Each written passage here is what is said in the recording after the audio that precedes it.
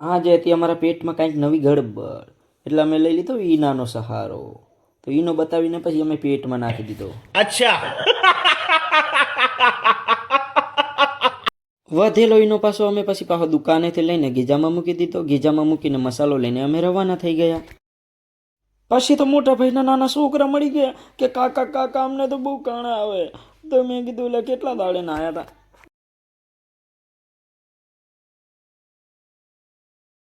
નાવાનું નામ સાંભળે તો મને ગારું દેવા માંડ્યા. રાગે રહીને પાછો બીજા નંબરનો બોલ્યો કાકા અમને તો 30 દિવસ થઈ ગયા છે ને એ દીરો દાદા નહીં પછી તો ખોવાશે થાય. પછી મેં કહી દીધું જાઓ જે ખાય કરી લેવો. મોટા નંબરનો છોકરો કહે કે હટ હટ કાકા માધરમ ચોધરમ નીકળ.